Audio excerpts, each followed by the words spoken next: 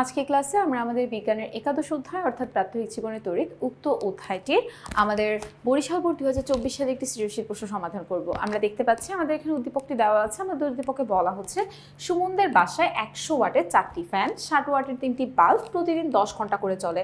এজন্য তাদের বিদ্যুৎ বিল বেশি আসে এবং তারা আর্থিকভাবে ক্ষতিগ্রস্ত হচ্ছে। তো আমরা দেখি যে আমাদের প্রশ্নতে অ্যাকচুয়ালি কি কি কথা বলা হয়েছে। সো আমাদের প্রথম ক নাম্বার প্রশ্নতেই বলা হচ্ছে তড়িৎ প্রলেপন কাকে বলা হয়। তাহলে তড়িৎ প্রলেপন বলতে আমরা আসলে কি বুঝি? আমাদের তড়িৎ বিশ্লেষণ প্রক্রিয়ায় যখন কোনো ধাতুর উপরে সুবিধা মতো আমরা অন্য একটা ধাতুর প্রলেপ দিই তখনই সেই জিনিসটাকে বলা হয় তড়িৎ প্রলেপন। আমাদের দ্বিতীয় প্রশ্নতে বলা হচ্ছে বর্তনীতে ফিউজ কেন ব্যবহার করা হয়। আমাদের বর্তনীকে রক্ষা করার জন্য বেসিক্যালি বর্তনীতে ফিউজ ব্যবহার করা হয়। আমাদের বর্তনীর ভিতর অনেক সময় কি হতে পারে, আমাদের নির্দিষ্ট পরিমাপের থেকেও বেশি পরিমাণে তড়িৎ প্রবাহিত হতে পারে, কম প্রবাহিত হতে পারে। যদি নির্দিষ্ট পরিমাণের থেকে বেশি পরিমাণে তড়িৎ প্রবাহিত হয় তাহলে আমাদের যে বৈদ্যুতিক যন্ত্রটা রয়েছে সেটা হতে পারে লাইট, ফ্যান বা anything like heater whatever. So ওই জিনিসটা আমার নষ্ট হয়ে যেতে পারে এবং ওই আমার বৈদ্যুতিক যন্ত্রটাকে নিরাপত্তা দেওয়ার জন্য আমরা বেসিক্যালি কি ব্যবহার করে থাকি? ফিউজ ব্যবহার করে থাকি। অলসো ফিউজ যদি না থাকে আমাদের ওই যন্ত্রপাতিটা আগুন লেগে বা পুড়ে যে আমাদের বাড়িতেও বড় বড় ধরনের দুর্ঘটনা ঘটাতে পারে। সো এই জন্য বেসিক্যালি ফিউজ ব্যবহার করা হয়। আমরা কিভাবে লিখবো দেখো, বলা হচ্ছে ফিউজ একটা বিশেষ ধরনের রোধক যার গলনাঙ্ক আসলে খুবই কম। সো বাসা বাড়িতে বৈদ্যুতিক বর্তনীতে এটা বেসিক্যালি ব্যবহার করা হয় যাতে অতিরিক্ত যে বিদ্যুৎ প্রবাহ রয়েছে সেখান থেকে আসলে সুরক্ষা নিশ্চিত করা যায়। আমরা জানি অতিরিক্ত বিদ্যুৎ প্রবাহ হলে ইলেকট্রিক যন্ত্রপাতি নষ্ট হওয়ার ঝুঁকি তৈরি হয়। মনে করো তোমার এখানে একটা ইলেকট্রিক যন্ত্রপাতি আছে, ঠিক আছে, ওইটার মধ্যে হচ্ছে যদি তুমি 5 এম্পিয়ারের বেশি পরিমাণ বিদ্যুৎ প্রবাহিত করো তাহলে তোমার ওই জিনিসটা আসলে নিতে পারবে না, মানে তার সর্বোচ্চ ক্যাপাসিটি হলো 5 এম্পিয়ার। এখন তুমি যদি তার আগে একটা 5 এম্পিয়ারের ফিউজ লাগায় রাখো তাহলে কি হবে জানো? 5-এর থেকে বেশি ধরো 6 এম্পিয়ারের যদি কারেন্ট যায় তাহলে এই পর্যন্ত যাইতেই পারবে না, বিকজ এই 5 এম্পিয়ারের ফিউজটা 6 এম্পিয়ার নিতে পারবে না, সে গলে যাবে, যার কারণে কারেন্টটা এটা পাস করে এখানে যেতেই পারবে না এবং তোমার যন্ত্রপাতিটা হলো নষ্ট হবে না। বুঝতে পারছো? সো বলা হচ্ছে যে আমাদের বর্তনীতে ফিউজ না থাকলে প্রয়োজনের থেকে বেশি বিদ্যুৎ প্রবাহ মাত্রা হলে ফিউজের তার দ্রুত গলে যায় এবং বিদ্যুৎ সংযোগটা বিচ্ছিন্ন হয়ে যায়।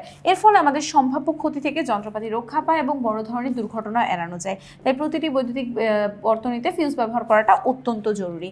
এবার চলে যাব আমাদের গ নাম্বার প্রশ্নে। আমাদের গ নাম্বার প্রশ্নটাতে প্রবাবলি ম্যাথসের কথা বলা হয়েছে, আমরা একটু দেখে নিই।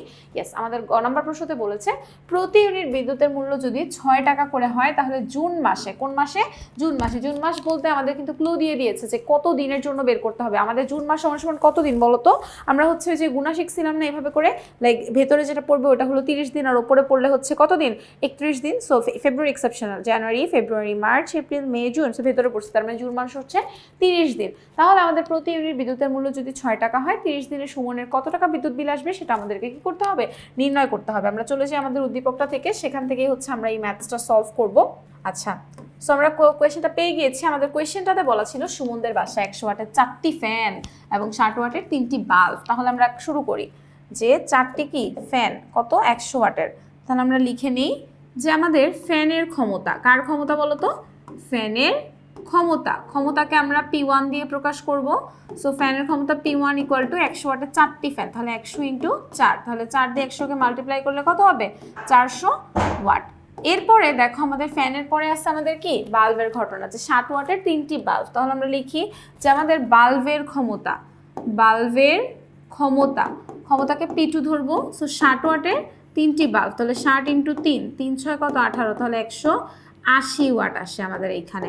আর আমাদের কি ইনফরমেশন দেওয়া ছিল? আমাদের আর দেওয়া ছিল যে হ্যাঁ এই দুইটা জিনিসই জাস্ট প্রতিদিন কতক্ষণ করে চলে? 10 ঘন্টা করে চলে। তাহলে এই দুইটার মোট ক্ষমতাটা আমরা বের করে নিই, যে সুতরাং মোট ক্ষমতা, তাহলে মোট ক্ষমতাকে আমরা হচ্ছে P দিয়ে প্রকাশ করতে পারি। P is equal to P1 plus P2।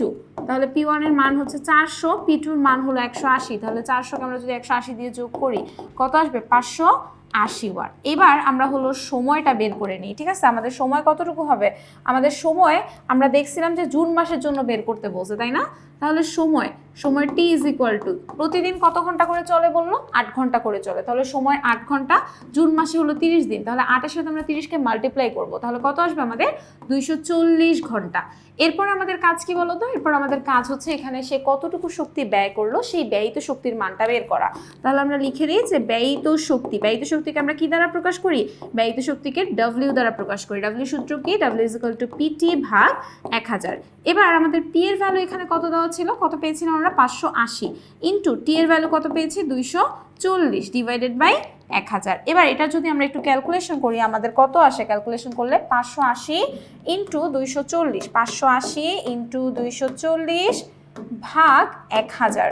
So আমাদের ভ্যালু আসবে কত, 139.2। তাহলে 100 সরি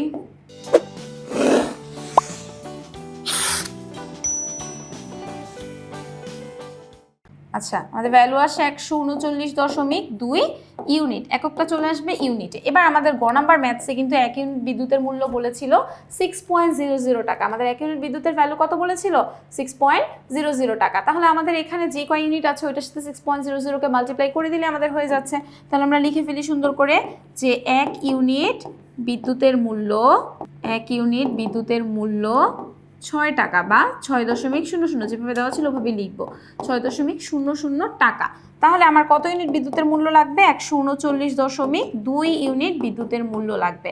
তাহলে 6.00 ইন্টু 139.2, তাহলে এই দুইটাকে যদি আমরা গুণ করি আমাদের কত আসে আমরা একটু দেখে নিই। 139.2 এর সাথে আমরা 6 গুণ করব, সো 835.2 টাকা আসে, 835.2 টাকা আসে। তার মানে তার জুন মাসে 835.2 টাকা বিদ্যুৎ বিল আসবে। এটা হলো আমাদের গ নাম্বার প্রশ্নের উত্তর।